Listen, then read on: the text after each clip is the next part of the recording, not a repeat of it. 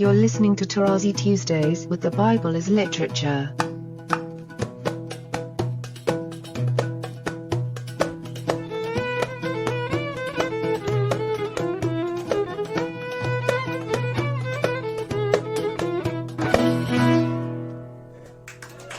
Hi, this is Father Mark Boulos, And this is Dr. Richard Benton. and you are listening to Tarazi Tuesdays with the Bible as Literature podcast. Good morning, gentlemen. Morning. Good morning to both of you. Father Paul, in your book, you refer to the Maskilim. And, I know this can get confusing when people are not deep in the vocabulary because we have different words for wise people and people who are knowledgeable. And there's lots of nuances that Hebrew offers that don't always come across in English. So when you talk about the word Maskilim, what is it about this word and this concept? First of all, Maskilim is the plural of maskil. In Hebrew we have only two grammatical genders, masculine and feminine. Im is the plural for the masculine nouns, and ot is the plural for the feminine nouns.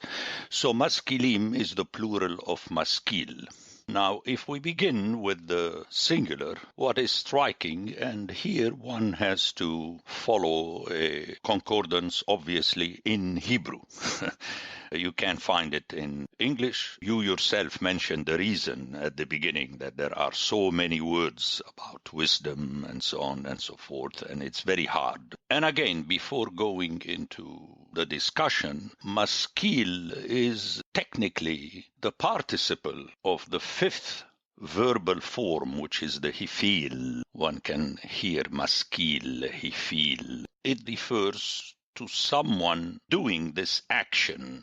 But, and here what is striking is that it is also used as a noun, mainly at the beginning of many psalms, especially the Psalm 78 to which I keep referring. It's a maskil, and it is translated as teaching, and thus wise teaching. But let me cut through the whole thing and get to the conclusion. It is related to the Torah, to the teaching of God.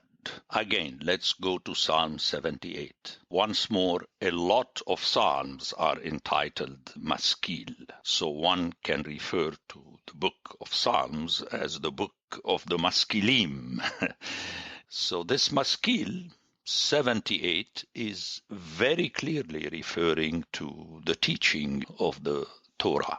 One more time, Maskil means teaching. It's a noun, but technically speaking, it is an active participle and thus refers to someone who knows that teaching and thus is wise according to the teaching of the Torah. And that is my conclusion. It's not that you are wise, you have knowledge. It doesn't help. And I shall try to make my point in my presentation by referring to specific places where this word is used. The first time this verb in the hif'il as verb, haskil, is found very early and then disappears until Deuteronomy. In Genesis 3, in conjunction with the tree from which Eve ate. Let me read it in English. So when the woman saw that the tree was good for food and that it was a delight in the eyes, and then the tree was to be desired to make one wise, that's the translation. She took of its fruit and ate. But immediately my hearers have guessed that it's a curveball against Adam and Eve and all of us hearers, that she assumed that she could take over just by eating from the fruit. And God earlier said, you may not eat from that tree that gives you the knowledge of the good and the evil and thus makes you a judge like God. And you know how the play in the discussion between the serpent and Eve is about whether we can be like God. No, one acquires the knowledge from God's mouth and teaching, and thus commands sometimes when he tells you not to eat. So this is very clear. But as many a time in the Bible, one will have to wait to figure out what this haskil is. one will have to wait to the book of Deuteronomy, where one gets wisdom and understanding, and one of the two words is a skill from the Torah. That's the play. I'll visit this issue later by introducing another verb that sounds the same. In Hebrew we have two letters that have the sound S. One is the sin that we have here in the case of maskil, and one is the samich. It's a different letter. And I'll speak about the play later. Let me push now the matter of the maskil. Looking at the concordance, one will notice that by far the highest incidence of maskil as a noun, like in the titles of Psalms, because in the Psalms we have also the word maskil referring to someone who is wise. Whether noun or participle, the highest incidence by far is in the Ketubim, the last part of the Old Testament. It is that part of the Bible that is still read in the synagogues, but in conjunction with sharing the knowledge of the law with the Gentiles. So there is an interesting connection here. A footnote here, a study of words in the original. Many of us like to study words in our own language. Now, if the text is original, as if a Russian is reading Dostoevsky, absolutely, I have no problem with that. One is supposed to do that. But when it comes to the Bible, then one has to, first of all, know the language and then work on a concordance in the original. So the highest incidence of this corresponds to what we have in Genesis 3:6, meaning that ultimately this knowledge that God wants us to have and communicate is the one that was offered to Ha'adam at the beginning, to everybody, to all the nations. But as we know, we contravene that. And then God plans wisely, if I may add, to have us rediscover it. So Psalms is the first book of the Ketubim. We have a high incidence of maskil. Then the other high incidence of maskil is found in the book of Daniel, which is towards the end of the Ketubim, right before the four books of Ezra, Nehemiah, and the Chronicles. Here the trouble is that all our translations following the Septuagint put Daniel after Ezekiel among the prophets. No, it is among the Ketubim. And Daniel is unique among the prophets because he seems to be all over the place. He spoke to the Babylonians and to the Persians, and he's presented very early in the book, he and his companions, as Maskilim right at the beginning. But their wisdom is immediately connected with the Torah. Then the king commanded Ashpenaz in verse 3 of chapter 1 to bring some of the people of Israel, both of the royal family of the nobility, youths without blemish, handsome and skillful in old wisdom, endowed with knowledge, understanding, learning, and competent to serve in the king's palace and to teach them the letters. Now, immediately after that, we are told already in chapter 1 that they were obedient to the Torah in what to eat and not to eat. And for these four youths in 17, God gave them learning and skill in all letter and wisdom. And Daniel had understanding in all visions and dreams. And in chapter 2, very clearly, the hearer captures that it is because of their knowledge of the Torah of God. And then at the end, without going throughout the book, but notice the structure, very important for me, where words appear. At the end, we hear twice in chapter 12 that word wise. It goes like this, and many of those who sleep in the dust, that verse 2 of chapter 12, of the earth shall awake, some to everlasting life and some to shame and everlasting contempt. By the way, this is from chapter 12, which is the last chapter in the Hebrew Daniel. In the Septuagint, we have 2 chapters after that, but let's stick with the Hebrew. And those who are wise shall shine like the brightness of the firmament, and those who turn many to righteousness like the star forever and ever. So clearly here, we don't have good people and evil people. We have the bad people, but on the other hand, we have the wise people that turn other to righteousness through the teaching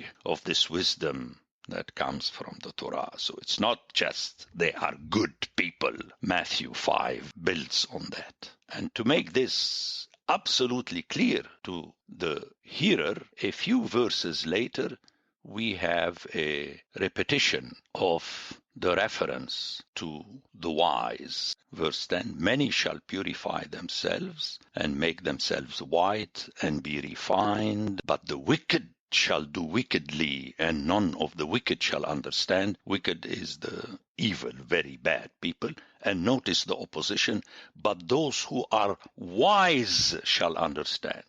And in both cases, we have Maskilim. So it's not that someone goes and gets a degree with Plato or Aristotle or Buddha or so. No, you have to know exactly what Daniel knew. In other words, in the book of Daniel, the examples given for this wisdom are Daniel and his companions. And thus, at the end, everybody is invited to become wise in this sense. After that, we have the 4 books of the story of Israel, which tells you how the people did not do that. The only mention of Maskil is found in the book of Nehemiah, in conjunction with the book of the Torah, when the people were listening to learn wisdom, but de facto they did not implement it. Now I come to what I mentioned at the beginning, that in Hebrew we have 2 letters with the same sound. And it may be, I will have to do some extra research to show that, but from the concordance in front of me, it seems that it is used very maskilingly, very wisely against us, that the highest incidence of this other root, sakal, so we have 2 sakal, if you like, is found in the story of Israel, which is the books of Samuel and the book of Kings. But its meaning, according to the context, and it's very clear in the concordance, the meaning that is given to it is precisely the opposite of the meaning of the sakal with the sin. Just reading my concordance here, translated as to act foolishly. And that's the meaning. I mean, all translations do it. It doesn't make any sense except to translate it this way from the context. You know, every word has its ultimate meaning from the context. It's like when you say curve ball. How can a ball be linked to a curve? It is in the game of baseball. And all the incidences of this sakal are found mainly in the so-called historical books where Israel and its leader err. They do not behave according to the right way. It's a tricky business.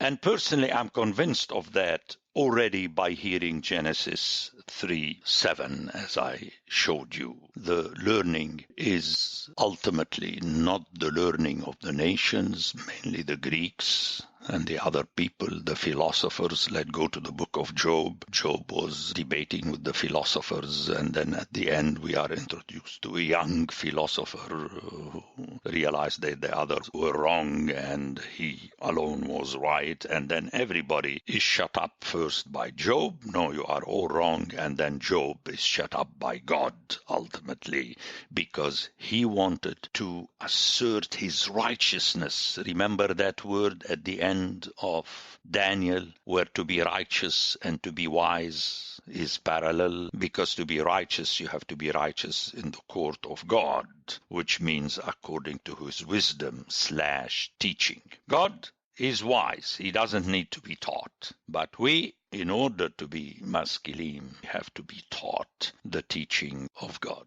Ultimately, the Maskil, if I may put it this way, in Daniel is the one who hears the Maskilim of God in the Psalms, which is the teaching of the Torah. This is such a deep topic. If I can just put a plug in for my former professor, Michael Fox, who wrote the Anchor Bible commentary for Proverbs. He has a whole section at the beginning trying to help the non-Hebrew reader understand the different terms for wise and the different terms for foolish. We didn't even enter into the terms for foolish.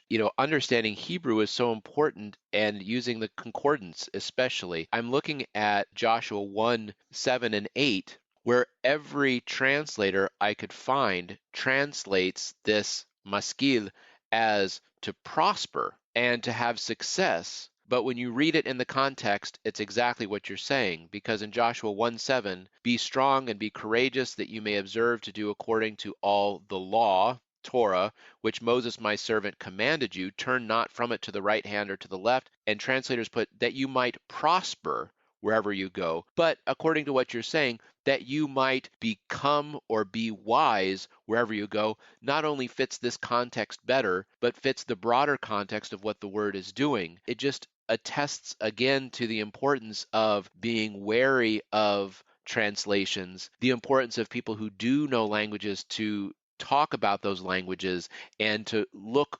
using those languages to read very carefully. If I had only read this in English, I would have completely misunderstood what this is trying to say. Following the law does not make you prosper. Following the law makes you wise, which may end up prospering you, but the goal is not prosperity. The goal is wisdom. The prosperity comes from God. I discussed this in length in my commentary on Joshua, where the success is used in parallel with being prosperous. But in this context, what is impressive for me in this case, it's the other word I discussed more in detail. It's just because I know Arabic. The verb from the root salah, hitzliyah. Anyone who knows Arabic knows that salih is the translation that we have for the word righteous, salih. And then I go on a tangent saying that aslaha is like when you go to a garage and you ask the mechanic to fix your car, we say salih, make it functional again. So that, and I'm thankful that you pointed out, you see how, if I'm allowed an aside here, that is the real discussion about the text. You remember in the classroom I told you, either teach or learn. I do not debate with other people. I debate only with people who are at my level of knowledge, not in the sense of everything, but of the subject matter. Two cardiologists can debate with one another regarding cardiology, but another person would learn, or if you have a professor of cardiology that knows more, he teaches. And we have to get used to that in this society where everybody wants to chip in. No, we don't chip in. And that is a good example of what happened this morning. You brought up Joshua, then you allowed me to bring also something else. It doesn't matter if you have noticed or I have noticed first. It doesn't matter. What matters ultimately is the teaching, the maskil, which is already in the text. We don't pour our knowledge over the text, and I would say this in a loud voice. We do not show off by pouring our knowledge over the text. No, we submit to the text. So here we have a much richer play, and interestingly, this is at the beginning of the book of Joshua, which is the first one in the series of the so-called story of the disobedient Israel. You see how the Bible is corresponding all the way. We have it in Genesis, we have it in Joshua, then we have it in Psalms, and we have it in Daniel. And this is how we discover that things are not happenstance. It's not because the Bible is not happenstance. No, it's not a bumper sticker, this statement. It's a lot of sweat before it. So here your bringing Joshua allowed me to point out this connection in Daniel between the wise and the righteous, and thus one who prospers, because you have this word meaning exactly what it means. This is to succeed, if you like. You have a text in conjunction with David and so on. So we cannot say, no, it doesn't mean so. I hear what you said, Richard, that in this particular case of Joshua, it is really not enough and thus dangerous to go softly for a translation for prosperity. Abraham was very prosperous, but the poor guy couldn't have a son. So there we go. What is prosperity? You have to prosper in the teaching of God. And I'm convinced, and in this case, I'm sure many other people are convinced, this is the meaning of the title psalm of the book of Psalms. Blessed is the man who walks not in the counsel of the wicked, nor stands on the way of sinners, nor sits in the seat of scoffers, but his delight is in the law of the Lord. And here again, people translate the original Hebrew as meditates, as though you are doing your own meditation. You don't do. Your meditation is your own thoughts that are not the thoughts of God. The original word in Hebrew is Haggah, and anyone who knows Arabic knows that tahajja in Arabic means to spell out. In other words, you have a word, I say to you, spell it. Tell me which are the consonants and the vowels that are used. This is exactly the word. It is as though you are repeating the words of the Torah. You're not giving your own meditation about it. A good example, it's good that you took me on this aside. Any place I went, Australia, South America, Lebanon, North America, when I refer to this psalm, everybody appeals to it to tell me, because, I'm against meditation, personal meditation. Tell me, but in Psalm 1, and immediately my retort is to tell them, you're not hearing the original text. So the prosperity is the prosperity that God gives to you in order to invite you to be obedient to Him. Notice at the beginning, He planted a garden. He gave the human being all that he had. The human being in his small garden had the water that watered the entire universe. Okay, be happy. Just live according to my wish. But then after that, as Chrysostom taught us, when the human being disobeyed, God gave specifically a detailed law that the human being was bound by, and the whole Bible is precisely a retelling of the effort, not so much of the human being, but of God trying to get the human being back in shape. I think the best way to illustrate the way wisdom functions as being the teaching itself is the setting where you have a bunch of adults gathered and suddenly a young child who's able to read, which we know in the Semitic languages wouldn't be the case because they're more complicated. But with the English language, it's possible for a young child, even preteen, to stand up in front of a large group of people and read. And the first time I heard a child read the letters of Paul in that setting, it really struck me. It's irrelevant at that moment. It's irrelevant what the child thinks, because when they pronounce the words written on the page, they functionally become wise to the assembly. Allowing the text to control what is said and what is done is much more powerful than people realize. You triggered this thought when you were talking about Psalm 1, because I've always viewed Psalm 1 as an invitation to seek wisdom within the pages of the text. I mean, it's almost like a title to the whole program. Your example is very interesting, because even if the child does not understand the meaning of the word, if the child reads it correctly, then at least a good number of the adults would be hearing what is read aloud, not what the child is reading. Exactly. Now, if one expands on that along the lines of the discussion started by Dr. Benton with Joshua and my reply, one notices that this applies also if you have only adults around you, because it remains how the word is used in the context it appears. Prosperity, righteousness, and so on. I have to hear the entire sentence, the entire set of verses. without pushing in this direction because it's much more complicated. But when I discovered that we have another sakal with a different letter, is it used on purpose or not? It needs a study.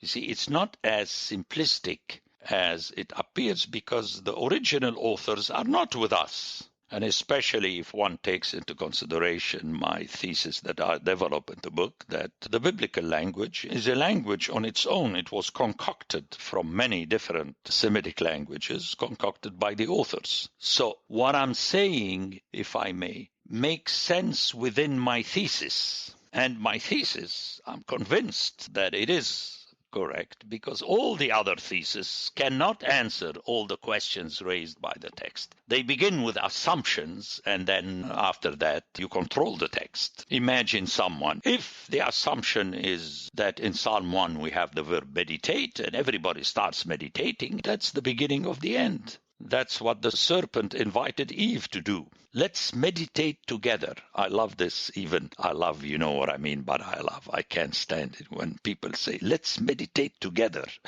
How can you meditate together? If you meditate on your own. But here, people convince you that you have to have a teacher who teach you how to meditate, and you have to pay him money for telling you what you're supposed to do on your own. I mean, that's ridiculous.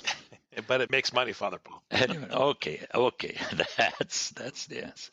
It makes you prosperous, but not in the way that we're talking about. It makes the teacher prosperous. That's yes. good. Yeah. But Joshua was not a teacher. He was a student of the law. So Richard just passed me a note that I have to share with you. It's Psalm 119, 99 to 100. I have more insight than all my teachers, for your testimonies are my meditation. I understand more than the aged, because I have observed your precepts. 119. You remember what I told you in the classroom. On purpose, the monks decided to wake all the other monks at midnight, and you go to church, you say, what is this silly service? And the whole service is for you to stand and listen endlessly to Psalm 190. It's hiskalti. More than all my teachers have I become maskil, is basically what it's saying, because your precepts are my meditation. Here, again, the main thing is to see where maskil appears. Your reference, Richard, tops it all. It says it between this and Psalm 1, verse 2, you have, if you like, the entire Bible. We take these terms for granted, and it's because of the lie of translation, to come full circle with the beginning of the show. It's the lie of translation. We read a text in English, and because we understand what's written in English, we immediately, as native English speakers, miss the point, and we're convinced of the wrong point because we're overconfident in the language. If you ask anybody, what does wisdom mean? Everyone thinks they're an expert. They think it's an easy word to explain, or meditation. But I think when you deal with the terminology in the original language, in some ways, someone who studies Hebrew, it isn't someone for whom it's easily accessible. In some ways, they have a better chance sometimes of stumbling over the text and learning to conform their mind, as Paul says, because they're working against themselves, so things are just a little bit more, what's the word I'm looking for, obtuse, dealing with the text. So I think this is really important, and we don't do enough of this when we do Bible study. So I'm thankful that you spent the time on the Word this morning, Father. No, and I thank both of you for coming in. You know, I would like my readers, these are my comments at the end, is that I hope my readers have noticed how one can get in a fruitful, prosperous give and take if the interlocutors have the same reference. In other words, as we say in English, we may use the same tongue but speak two different languages. The interlocutors have to speak the same language. Let's go to the three of us who know Hebrew, that it's not enough that we know Hebrew. It's just when we are referring to the text, we take into consideration and we listen to one another. The way I said something, Richard brought Joshua, I made an extra comment on Joshua. Then later you pointed out that Richard showed you a text from Psalm 119. That's what I'm talking about. And I hope I need to say this at the end of this podcast, that the readers have noticed that. If they have not, they should re-listen to the podcast and notice that specific aspect. That's why I keep saying to everybody who asks me, inviting them not to say we listen to the MP3 of Father Paul on the rise of Scripture, because with the book I did many extra strides because it gave me the opportunity to delve more deeply into the text. And this is how we progress and prosper in the hearing of the text. The knowledge is already there. I mean, you don't hear the text to acquire extra knowledge. No, the knowledge is already there. You just keep hearing the text and it comes up suddenly at one point. Suddenly in the sense that you will notice it for the first time. Thank you very much, Father Paul. This is a fantastic episode. Thanks, Richard. I know you were on vacation. It's good to have you back. It's great to be back. And I look forward to our next conversation as always. Take care. Thank you, Jed. Bye-bye. The Bible as Literature is a production of the Ephesus School Network.